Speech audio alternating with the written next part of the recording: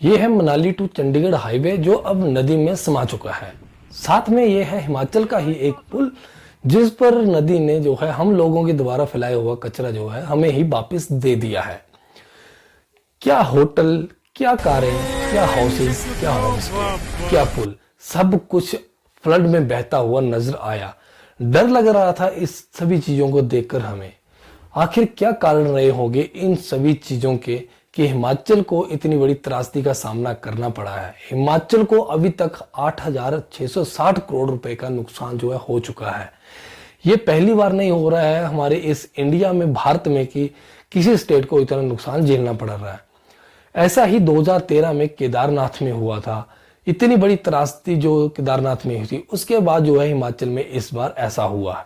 हिमाचल को इससे पहले भी नुकसान हो चुका है, जैसा कि शिमला में वाटर क्राइसिस का सामना करना पड़ा था वहां के लोगों को।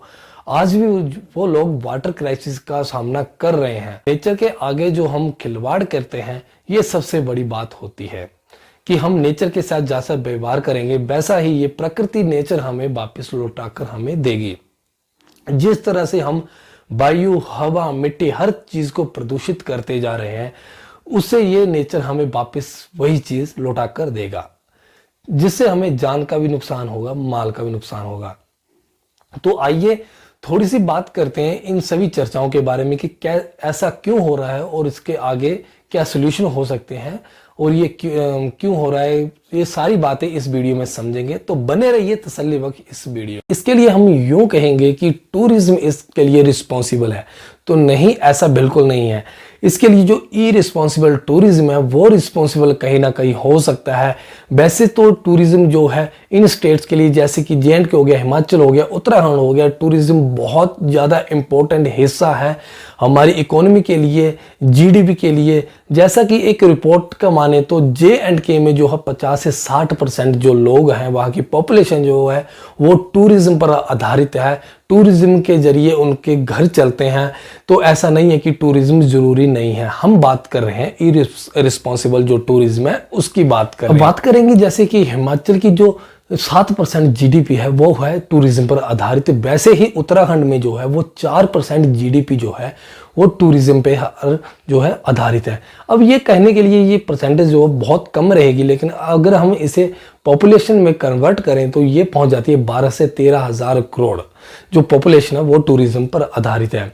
वैसे ही हम बात करेंगे कि जो हिली स्टेट है वहां पर हर साल जो है 10 करोड़ जो टूरिस्ट है वो विजिट करते हैं। आने वाले कुछ साल में ये 25 करोड़ तक आबादी पहुंच जाएगी कि 25 करोड़ जो टूरिस्ट है वो विजिट करेंगे हिलीज। मतलब कि जितना टूरिस्ट आ नहीं रहा है उससे ज्यादा जो है वो इन पहाड़ों को झेलना पड़ रहा है। उससे ज्यादा जो है डिफोरेस्टेशन जो है हो रही है। जंगल काटे जा रहे हैं, बड़े बड़े होटल बनाए जा रहे हैं इन्हें काट कर। वहाँ की जो जमीन है वो उपयोग की जा रही है होटल बनाने के लिए, होम स्टे बनाने के लिए।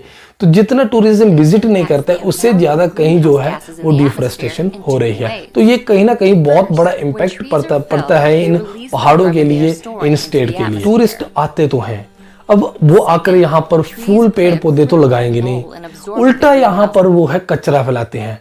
जैसे चिप्स के पैकेट हो गए, कैन हो गए, बिस्लरी की बोतल हो गई और बहुत से जो है कूड़ा करकट जो है हिमालय पर फैला रहे हैं। आप कहीं भी कितने भी डेंस एरिया में ट्रैक क्यों ना कर लो, वहां पर आपको जानवर कम और कूड़ा करकट जो है वो ज्यादा देखने को मिलेगा। तो ये कहीं ना कहीं इरिस्पॉन्सिबल जो टूरिज्म है उसका हिस्सा जो है हमें देखने को मिल रहा है। तो ये इम्पैक्ट कर रहा है इन नेचुरल डिजास्टर। जो बात करेंगे कि जो हिमालयन रीजन है वहां पर हर साल जो है 8 मिलियन जो कचरा जो है जनरेट किया जा रहा है टूरिस्ट के द्वारा। अकेले धर्मशाला में बात करेंगे तो हर मंथ जो है वहां पर 25 टन जो है कचरा जनरेट किया जा रहा है। तो ये कहीं ना कहीं हमारे वायु जो है, जल वायु जो है, मिट्टी को जो है पोल्यूटेड कर रहा है और इसका बहुत ज्यादा इम्पैक्ट जो है वर्ल्ड लाइफ पर भी पड़ रहा है। अब ये बात गलत नहीं है कि टूरिस्ट बढ़ना चाहिए, जो इरिस्पॉन्सिबल टूरिस्ट है वो गलत चीज है। अब देखो छुट्टियां पड़ रही हैं, घूमने जा रहे हैं पहाड़ों पर और वहां पर जाकर जो अब मन करता है कि होम स्टे किया जाए और वहाँ पर पहाड़ों में सामने जो है वाटरफॉल देखा जाए। तो एक रिपोर्ट कहती है कि 50% जो वाटरफॉल है वो ड्राई हो चुके हैं। किसकी वजह से? डिफोरेस्टेशन की वजह से। अब डिफोरेस्टेशन हो रहा है, पेड़ काटे जा रहे हैं, होम स्टे होटल बनाए जा रहे हैं, तो उसकी वजह से कहीं ना कहीं जो है ये झरने भी गायब हो रहे हैं। अब होम स्टे लिया, सामने देखा तो कुछ भी नहीं है, कुछ जो चीज़ें पहले थी वो आज गायब हो रही है। अब जैसे कि छोटी छोटी नदियां और झरने निकलते थे, वैसे ही जो बड़ी बड़ी नदियों की बात करें वो निकलती थी बड़े बड़े इन ग्लेशियरों से। आने वाले 70 से 80 साल में जो है वो 75 ग्लेशियर जो हैं, परसेंटेज ग्लेशियर जो हैं वो गायब हो जाएंगे। ये सारा का सारा क्लाइमेट चेंज की वजह से हम कहीं ना कहीं इसको जिम्मेदार मानते हैं।